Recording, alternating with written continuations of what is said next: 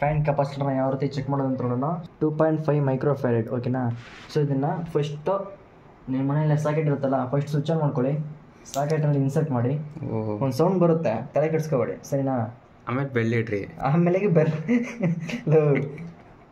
ಸ್ವಲ್ಪ ಚಾರ್ಜ್ ಆಗಿ capacitor charge ಆಗುತ್ತೆ. ಆಮೇಲೆ ಇದೆ ಹಿಂಗೆ ಚಟಾಪಟ ಚಟಾಪಟ ಹಿಂಗೆ ಚಟಾಪಟ ಮಾಡಿದ್ರೆ ಡೈರೆಕ್ಟ್ ಮ್ಯಾಕ್ ಹೋಯ್ತೀರಾ.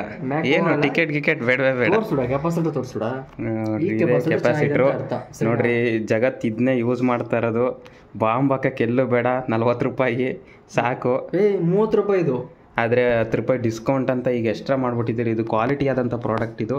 ನೋಡೋಣ, ಇವತ್ತು ನಮ್ಮ ಫ್ಯಾನು ಸ್ವಲ್ಪ ಸ್ಲೋ ಆಗಿದೆ, ಆದ್ದರಿಂದ ಇವತ್ತು ಈ ಕೆಪಾಸಿಟರ್ ಚೇಂಜ್ ಮಾಡಿ ಆಫ್ಟರ್ ಫ್ಯಾನ್ ಎಷ್ಟು ಸ್ಪೀಡಲ್ಲಿ ಇದೆ. ನಮ್ಮದು ಈ ಸ್ಪೀಡು, ನಮ್ಮ ಈ ಫ್ಯಾನಲ್ಲಿ ಇದೆ ಈ ಸ್ಪೀಡು. ಈ ಸೆಕೆಗಾಲಕ್ಕೆ ಈ ಸ್ಪೀಡ್ ಸಾಕಾಯ್ತಲ್ಲ ನೋಡ್ರಿ. ಇದು ನಾವು ಇಟ್ಕೊಂಡಿರೋ ರೂಮ್ ವ್ಯವಸ್ಥೆ. ನೋಡೋಣ, ಬ್ಯಾಚುಲರ್ ರೂಮ್ ಎಲ್ಲ ಹಿಂಗೆ ಇರೋದು. ಹೌದು. ಸರಿ ವೀಕ್ಷಕರೇ, ವಿಲ್ ಮೀಟ್ ಅಗೇನ್.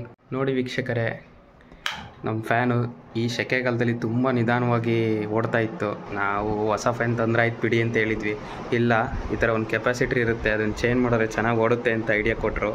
ನಾನು ನಂಬಿರಲಿಲ್ಲ, ಆದರೆ ಸ್ಲೋಗೆ ಓಡ್ತಾ ಇತ್ತು.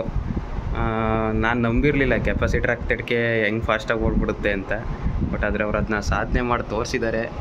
ನೀವೇ ನೋಡ್ತಾ ಇದ್ದೀರಾ ಎಷ್ಟು ಗಾಳಿ ಹೆಂಗೆ ಬೀಸ್ತಾ ಇದೆ ಅಂದರೆ, ನೀವು ಅಲ್ಲಿ ಮೂಮೆಂಟ್ ಆಗ್ತಾರದು ನೋಡ್ಬೋದು. ಕೆಳಗಡೆ ಆ ಬ್ಯಾಗ್ದು ಇದೆಲ್ಲ ಚೆನ್ನಾಗಿ ಬೀಸ್ತಾ ಇದೆ ಎಲ್ಲ ಕಡೆ.